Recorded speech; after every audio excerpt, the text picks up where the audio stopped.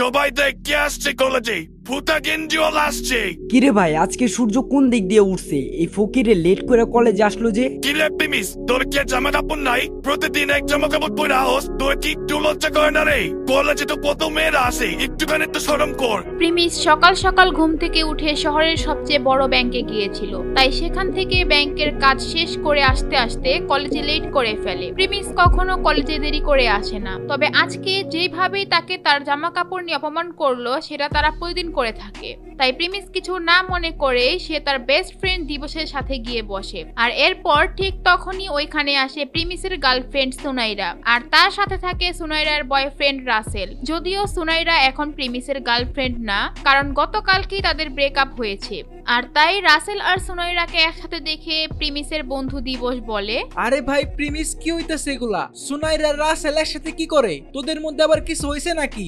আরে ভাই হইতে দে, যা হওয়ার হইতে দে। প্রিমিসের এই ব্যাপারটা নিয়ে কারো সাথে কিছু বলার ইচ্ছে করছিল না। আরে ভাই, তুই তো জানোস এই রাসেল কত খারাপ পোলা, কিভাবে মেয়েদেরকে ফাঁসায়। এই পর্যন্ত কলেজের 5টা মেয়ের সাথে প্রেম করছে, আর সুনাইরা হলো 6 নাম্বার। দিবসের কথা শুনে প্রিমিস দিবসের দিকে মন খারাপ করে তাকায়। দিবস মনে করে প্রিমিস হয়তো তার কথা শুনে কষ্ট পেয়েছে, কিন্তু সাথে সাথেই প্রিমিস একটু মুচকি হাসি দিয়ে বলে, আরে কোনো সমস্যা নাই বন্ধু, সবারই নিজ নিজ একটা জীবন আছে, ওর যা মন চায় ওরে করতে দে। আর এটা বলতে বলতে প্রিমিস সুনাইরার দিকে তাকায়। আর এদিকে রাসেল আর সুনাইরা প্রিমিসকে চেতানোর জন্য অনেক চেষ্টা করে। প্রিমিসের এখন যা টাকা সম্পত্তি আছে, প্রিমিস চাইলেই রাসেল আর রাসেলের বাবার সমস্ত সম্পত্তি 1 মিনিটেই কিনে নিতে পারে, কিন্তু প্রিমিস কোনো কথা না বলে সব চুপচাপ দেখছিল। কিছুক্ষণ পর সুনাইরা তার মোবাইলের কভার খুলে প্রিমিসের মুখে ছুঁড়ে মারে আর বলে, যেহেতু তোর সাথে আমার ব্রেকআপ হয়ে গেছে, আমি চাই না তোর দেওয়া ফালতু বেকার জিনিস আমার কাছে রাখতে। এর চেয়ে ভালো তোর জিনিস তোর কাছে রাইখা দে। প্রিমিস সুনাইরাকে কিছুই বলে না, আর সেই কভারটা টেবিলের উপর উঠিয়ে রাখে। বেবি, তোমার মোবাইলের কভার গিফট করছে? মোবাইলের কভার আবার কেউ কাউরে গিফট করে নাকি? বেবি, কথা হচ্ছে যার মোবাইল কিনে দেওয়ার মতো সামর্থ্য নাই, সে তো মোবাইলের কভারই গিফট দিব, তাই না? আরে বেবি, কোনো সমস্যা নাই, আমি আজকে তোমার একটা নতুন ফোন কিনা দেবো। প্রিমিসের তখন মনে চাচ্ছিল জোরে জোরে চিল্লিয়ে হাসতে, কিন্তু সে নিজেকে কন্ট্রোলে রাখে।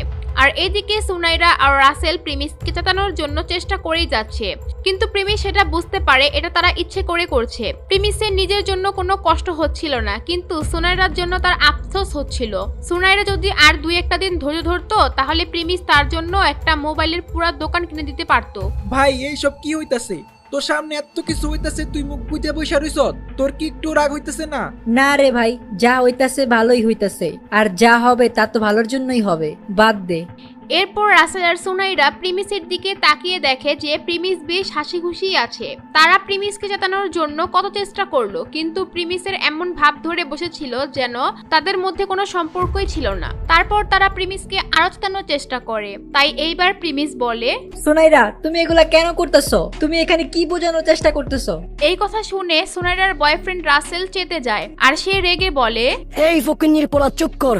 আজকে প্রত্যেক তোরে সোনাইরা নিয়ে কিছু বলতে দেহি, আর ওর থেকে তাকাইতে দেহি, তোরা হাঁটতে ঘোরা করে বাবামো। থাম ভাই, এগুলার কোনো দরকার নাই।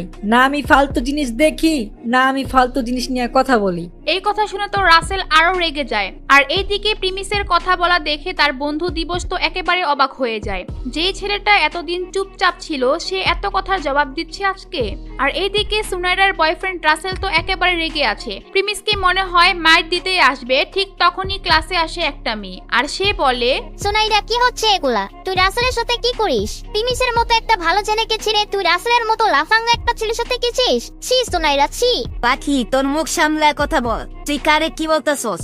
এটা বলার পর সুনাইরার মন একদম খারাপ হয়ে যায়, কারণ পাখি প্রিমিসের হয়ে কথা বলছে।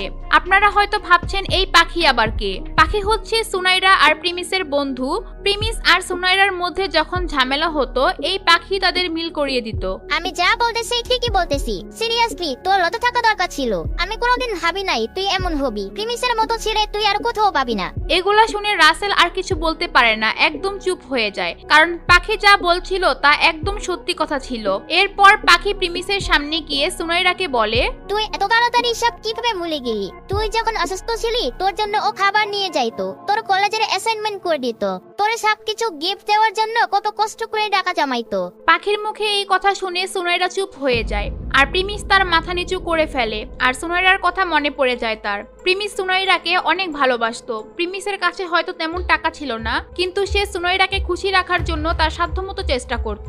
একটু আগে প্রিমিসের মুখে যে কাভারটা সুনাইরা ছুঁড়ে মেরেছিল, এই কাভারটা কিনে দেওয়ার জন্য প্রিমিস ওভারটাইম কাজ করে, তারপর তাকে কিনে দিয়েছিল। প্রিমিস এগুলা ভাবতে থাকে আর ঠিক তখনই তার মোবাইলে একটি আননোন নাম্বার থেকে কল আসে। সেই কলটি ধরার জন্য প্রিমিস ক্লাস থেকে বাইরে চলে যায়। আর সেখানে গিয়ে যখন সে কলটা রিসিভ করে, অপর পাশ থেকে একজন বলে, অনেক হয়েছে প্রিমিস বাবা, এবার তুমি বাসায় চলে আসো। এই গলার আওয়াজ শুনে প্রিমিস এক মুহূর্তের মধ্যে চিনে ফেলে তাকে। তখনই সুনাইরার কথাও তার মাথা থেকে চলে যায়। তার চোখ দিয়ে পানি এসে পড়ে লোকটির গলার আওয়াজ শুনে। আসলে কে ছিল এই লোকটি? কার ফোন এসেছিল? কেনই বা লোকটি প্রিমিসের জন্য অপেক্ষা করে বসে আছে?